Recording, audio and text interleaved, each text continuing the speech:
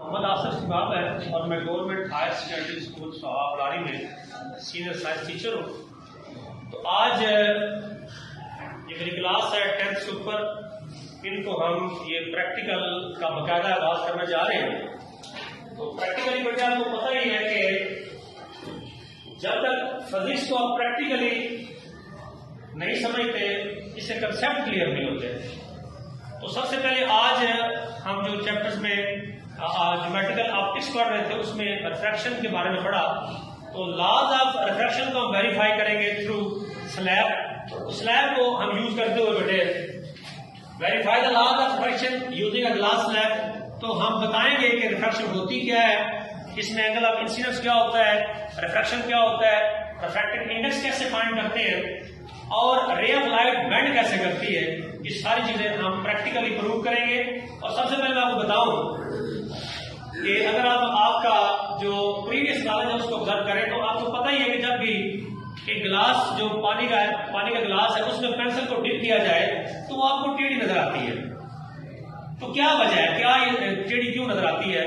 तो आज मैं बताऊंगा बेटे कि रिफ्रैक्शन ऑफ लाइट यानी लाइट बेंड कैसे करती है और किस तरह इस गिलास को ऑब्जर्व कर सकते हैं। प्रैक्टिकली हम प्रूव करेंगे। आइए सबसे पहले बताता हूँ आपको कि रिफ्रैक्शन ऑफ लाइट होती क्या है। When the ray of light enters from one medium to another medium, it bends from its path. It is called refraction of light.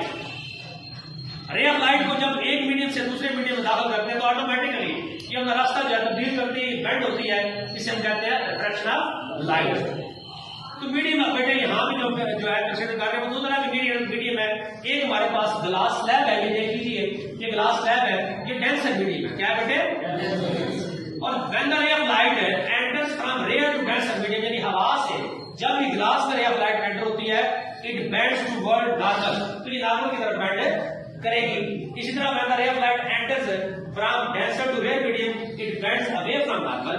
तो this bending of light while passing through one medium to another medium it is called refraction of light। क्या बोलते हैं इसको? refraction of light। देख लीजिए यहाँ पे ये हमारे पास इंसिडेंट रे है PQ और जब ये ग्लास स्लैब यानी डेंसर मीडियम में एंटर होती है तो ये नॉर्मल N और N डैश हमने यहाँ पे जो ड्रा किया हुआ है तो ये टूवर्ड नॉर्मल बेंड करती है। इसी तरह जब रे ऑफ लाइट एंटर करेगी डेंसर से रेड मीडियम में तो बेंड अवे फ्रॉम नॉर्मल। तो ये आप देख सकते हैं कि ग्लास स्लैब में जब यूज करेंगे प्रैक्टिकली तो ये जो P और Q दो पिन लगाएंगे हम एक साइड पर, उनका इमेज जो है दूसरी साइड पे आप देखेंगे उनको RS का नाम देंगे। जब बेटे इसको प्रैक्टिकली आप प्रूव करेंगे तो एंगल I जो है ये एंगल है between the normal and incident ray, this is called angle of incidence. तो हम एंगल ऑफ इंसिडेंस निकालेंगे। इसी तरह the angle between the refracted रे and normal is called angle of refraction. तो हम उसमें एंगल ऑफ रिफ्रैक्शन R अलग निकालेंगे। इसी तरह we can solve n is equal to sin I और sin R, this is called the refractive index and this equation is called Snell's law। क्या कहते हैं इसको बेटे? Snell's law। और आपको पता ही है कि जो ग्लास का या रिफ्रैक्टिव इंडेक्स है वो कितना होता है 1.5। तो 1.5 हम प्रूव करेंगे। तो लीजिए बेटे सबसे पहले मैं आपको ये बताता हूँ कि ये हमारे पास ड्राइंग बोर्ड है, इसके ऊपर हमने व्हाइट पेज लगाया, इसकी वजह से कि थंब पिन की वजह से, किसकी वजह से बेटे? उसके बाद आपने ग्लास स्लैब को लेना है और ग्लास स्लैब को क्या करेंगे आप इसके ऊपर रखकर बकायदा पेंसिल की मदद से सबसे पहले आपने लगानी है बाउंड्री। क्या लगानी है बेटे? तो सबसे पहले बाउंड्री लगा लीजिए। उसके बाद आपने क्या करना है कि आपके पास ये कॉमन पिन है, कॉमन पिन को उसकी एक साइड पे आप पहले पिन को लगाएंगे, ये पिन लगा लीजिए और दूसरी पिन जिस तरह मैंने डायग्राम में आपको एक्सप्लेन किया है ये पिन क्यू लगा लीजिए। अब ये जो पिन आपने लगाई है बेटे इनका इमेज जो है दूसरी साइड से आपने एक आंख को बंद करना है और आपने उसका इमेज देखना है और जहां पर ये दोनों पिन आपको इस तरफ से नजर आ रही हो वहां पर आपने दो पिन और लगानी है और उनको नाम देना R और S का। क्या देना बेटे? ये R पिन लगा दी। इसी तरह से दूसरी आपने ये S पिन लगाई। अब आप दोबारा देखिए यहाँ पे एक आंख को बंद करेंगे और बेटे जो स्ट्रेट पिन आपने P और Q लगाई थी उनकी बिल्कुल स्ट्रेट में एक आंख को बंद करके दाएं बाएं देखकर आप इसका इमेज देखें, जहां पे ये चारों पिन जो है आपको स्ट्रेट नजर आ रही हो तो आप वहां पे इसको नीचे रख लीजिए और अब स्लैब को आप उसमें उतार लें। सबसे पहले हमें क्या करना है कि पिन को सर्कल लगाएं P, दूसरी को उतार कर Q लगा लें और इसको आप लगाएं R और 4 पिन जो है इसको S का नाम दीजिए।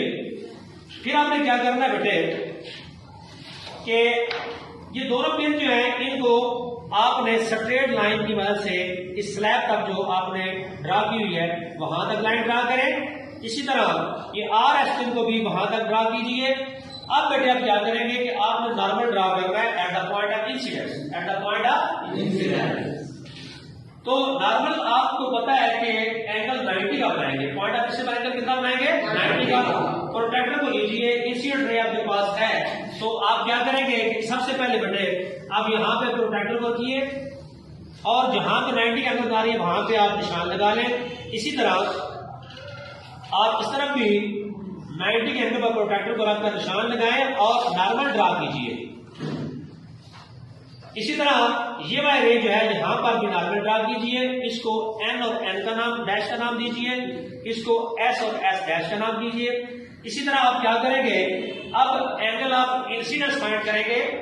एंगल ऑफ इंसिडेंस को फाइंड करने के लिए आपने क्या करना है कि आपने